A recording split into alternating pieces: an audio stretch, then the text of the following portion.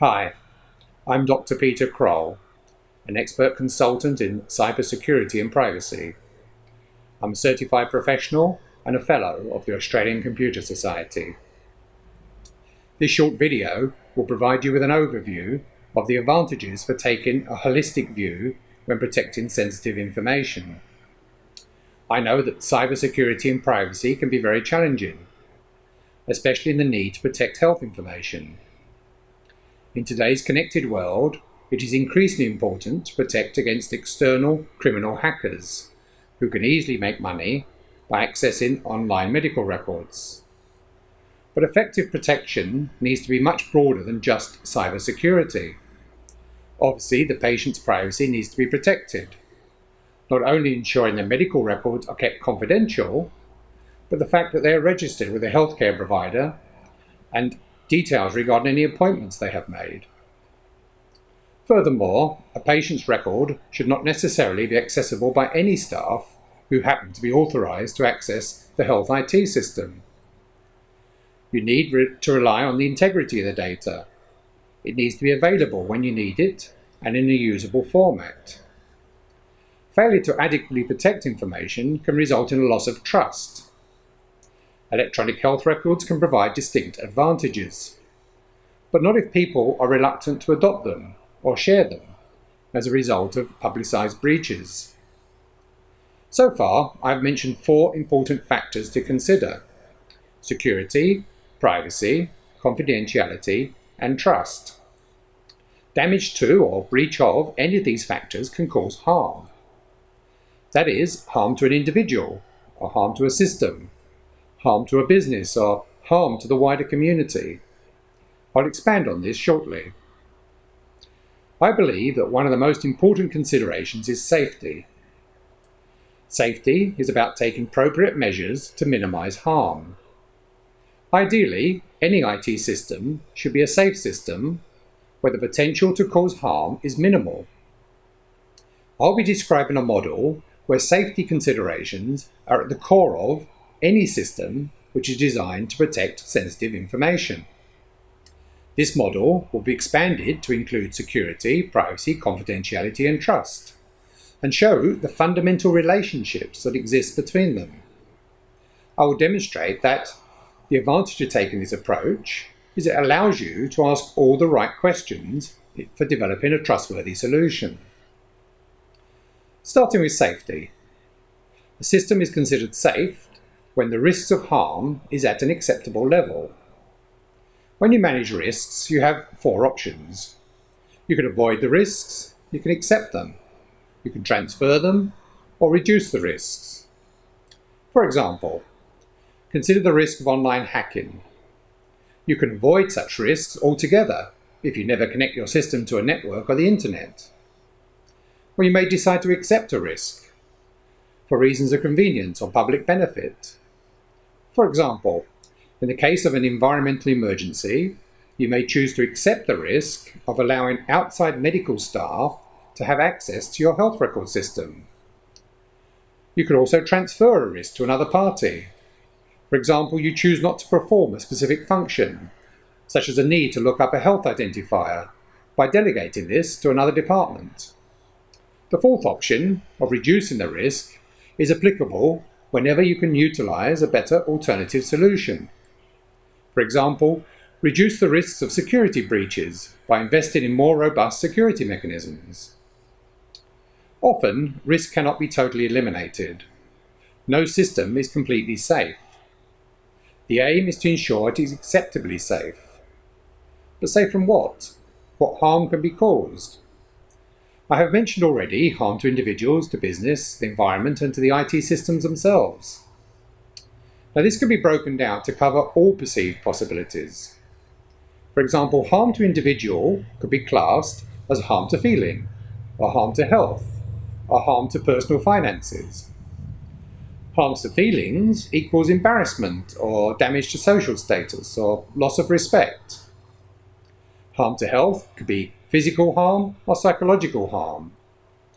Harm to personal finances equals loss of money or loss of employment income. And each of these can be broken down further to indicate the level of severity. For example, physical harm could be classed as minor, moderate, major, or sufficiently serious to be fatal. The same approach of breaking harm down can be applied to the business and the environment, which includes both the community and the physical environment.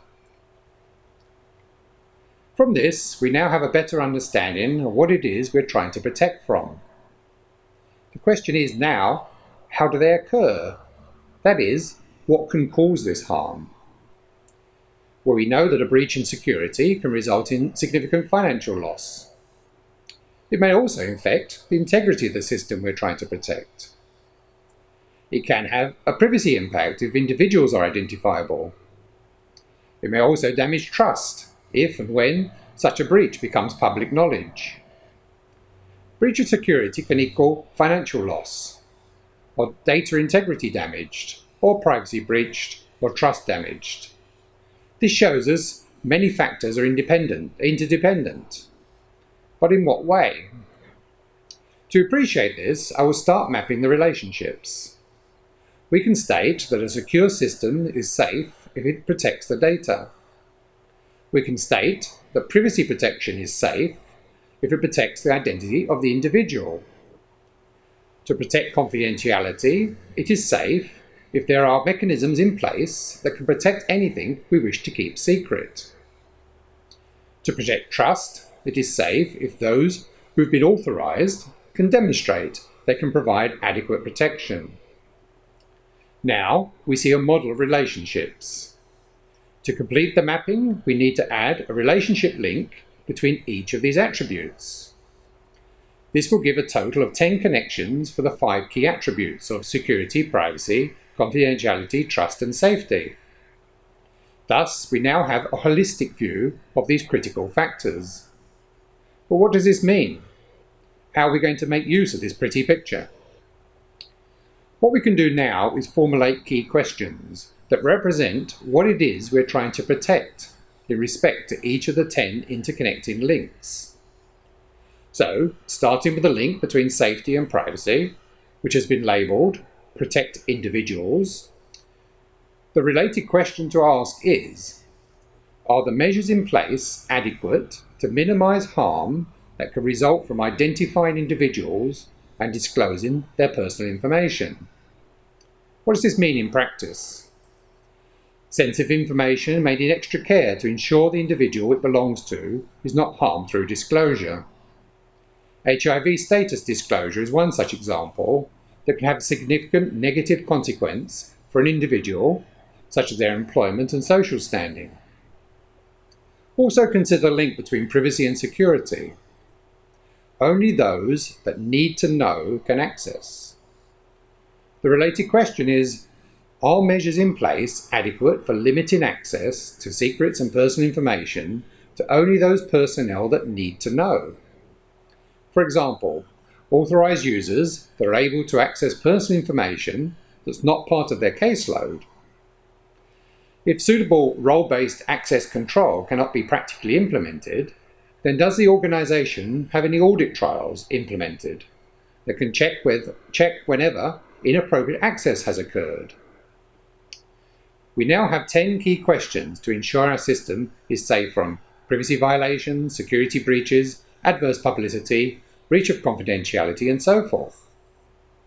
As before, we can drill down and identify all types of mechanisms that are needed to provide suitable protections. For example, with the key question, are the security measures adequate to protect unauthorized access? We can define a hierarchy of security measures appropriate to the technology in use. But how do we determine what is adequate protection?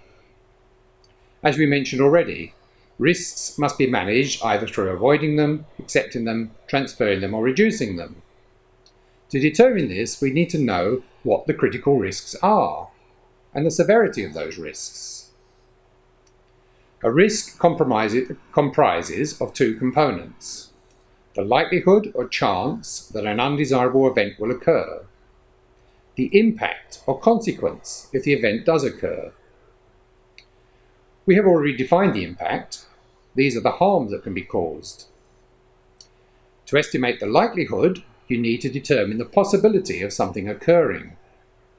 For example, the likelihood over the next 12 months of suffering a hacking attack that successfully discloses your sensitive data.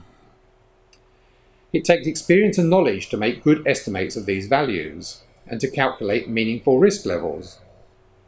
I won't be covering how to achieve meaningful risk calculations in this video.